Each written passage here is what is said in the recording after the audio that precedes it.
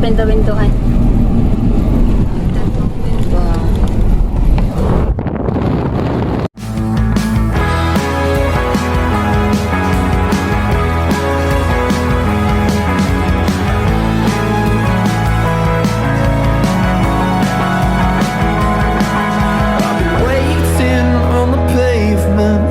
Locked on the sidewalk skyline.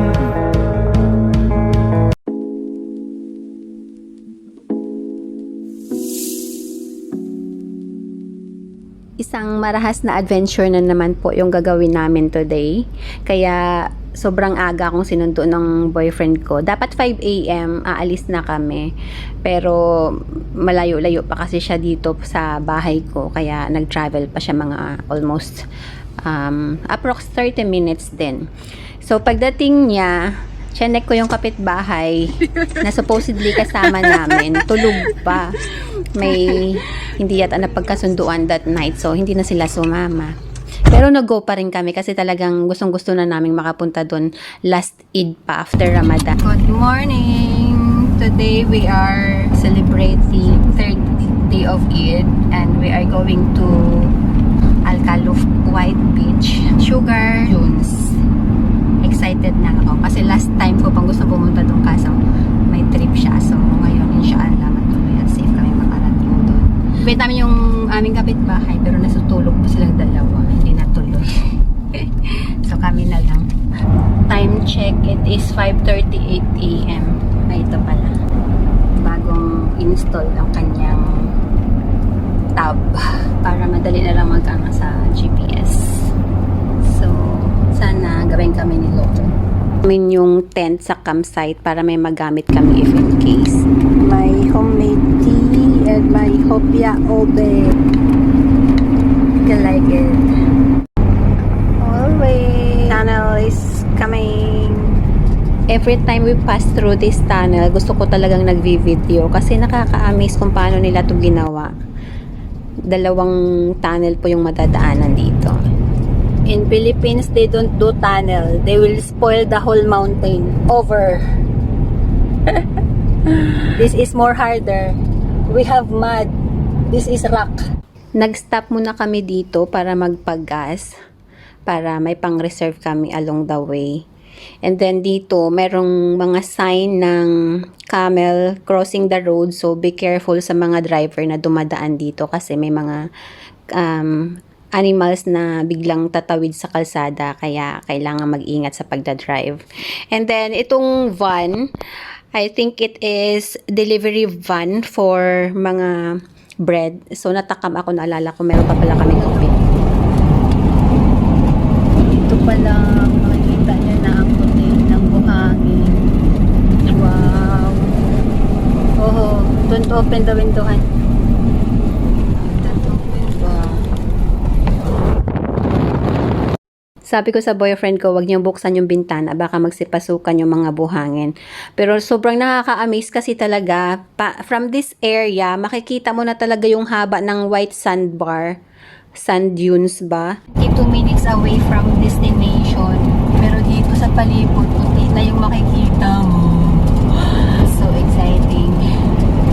Yung tent nakikita.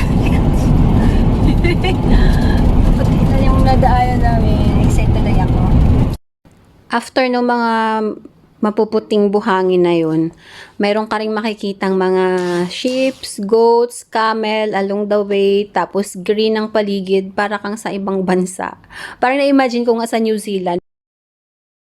So from here, 26 kilometer pa, nag-turn left na kami. So I think this is the way going there. Galing mo, sementado. Wala kaming nadaanang rough road. Except dun sa nag-shift kami to old road kasi may nawasak dun. Like 2 meters lang. Yun lang. Pero the rest, the whole journey, lahat spaltado up to here. Galing, no? Sana all. Sana all. Wow. I'm excited. 27 kilometers to dire-diretso pa to. Malayo pa. 10-20 minutes pa. Time is 10:29. both side ng kalsada na to, may makikita kang white sandbar, napakahaba. So, tinake ko yung opportunity na mag-video. Sobrang pino ng buhangin, nakaka-amaze guys. Pero akala ko, malapit na to sa destination namin. Hindi, madami pa talaga kaming malalakbay na mapuputing buhangin. Pero ito lang yung kinuhanan ko. Binuksan ko yung window dito. Sabi ng boyfriend ko, i-video ko daw. And kung nakikita nyo po yun, yung paligid niyan, napaka-amazing tingnan. Apart sa mapuputing buhangin, para siyang ice cream, vanilla ice cream. Tapos, ayan, yung mga parang black yung nakikita nyo. Pero parang black, brown, choco brown, something like that. Na naka-sprinkle all over the sands. Talagang para siyang ice cream na may toppings ng flakes of chocolate. Something like that. Nakaka-amaze. Pero alam nyo ba, etong way na to, hindi ito yung right way pala papunta dun sa destination. Nagkamali ako ng search sa Google. Alcalof yung sinearch ko. Dapat pala white sugar sand dunes. Oh my gosh. Oh. Galing. Left or right? Right? Ano itong mga puti-puti? 600 meters, turn left. Ano yung mga puti-puti? Parang sementeryo. Too much broken here, ano? They want to build a business but wasak all over. May mosque pala dapat. Sayang. Take the next left, then turn right. Ayan. Pa, may shopping center. Sarado. Walang paninda. Restaurant. May restaurant pa. In Almadina 200 Hotel. meters, turn right. May nangingisda. Siguro may isda dito pag morning. Daming ano. These are all broken. They can use it. Daming Turn right, then you will arrive at your destination. Oh. Parang wala naman ako nakikita. Ito yung destination na tinuro ng Google kasi nga Alcaluf yung sinearch namin. Pero sa area na to, mga may fishermen, hindi talaga ito yung sadya. Pero kung gusto mong makakita ng maraming mga white sandbar, dito sa area na to kayo mapapadaan. Siguro sa mga baguhan na hindi alam yung area. So, literal lost talaga kami dito. Nawawala kami. And then, along the way, pero ang ganda, super ganda yung makikita mo. Ang dami kong hindi na na-video. In-enjoy ko na lang sa mga mata ko talagang maraming sea eagles. Itong nadaanan naming area, ang daming nakakatuwang view dito. Nag-turn back kami dito, babuti may nakita kaming napagtanungan kung saan yung way ng mga pinupuntahan ng mga guest or tourist going to White Sand Dunes. You will see a lot of people Daanan there. pala kaming little store na nagbebenta ng mga makakain. May restaurant doon, din namin chinek kung nag-o-offer sila ng food. Pero what is amazing is that, nung bumili kami ng soft drinks, yung price niya, same lang sa price dito sa market, regardless of the distance. Kasi sa atin, diba, sa Pilipinas, kapag like sa island na ganyan, yung transpo mahal, so mag-a-add charge sila. Pero same price lang din talaga yung pagbebenta nila. Nakakatuwa. Itong nadaanan namin sa gilid to ng dagat, kaya medyo struggle kami kasi maraming load yung sasakyan. Medyo heavy. So, talagang careful yung boyfriend ko. Dito sa spot na to, hininto niya yung sasakyan. Sabi niya mag-video and pictures tayo dito. Buti na lang ginawa namin yon kasi in front of this, wala nang masyadong malawak na puting buhangin. So talagang magaling yung instinct niya. Mas magaling pa to sa akin nung kumutob eh. Di ba dapat mga babae magaling sa mga instinct. Pero siya iba talaga yung pakiramdam nitong boyfriend ko. So dito in-enjoy ko yung moment. Talagang ang ganda ng paligid dito. Feeling mo talagang sayo yung mundo. Sa amin lang talaga yung mundo sa part na to.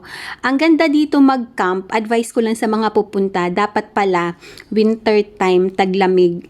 It happened na ito yung available time namin. Tsaka summer na talaga. So, medyo hindi siya advisable pagka pumunta doon. Tanghali pa kami dumating doon. Kaya yung araw talagang tirik. Pero iba-iba yung powder ng buhangin. Sobrang out of this world talaga. One of a lifetime experience din talaga tong adventure namin. Ito, pagka nakita nyo yan sa personal, yung mga buhangin yan. Parang flakes siyang, alam mo yung nagfo-falling down, talagang ma-amaze ka. Hindi na kami nagtayo ng camping tent kasi talagang mainit.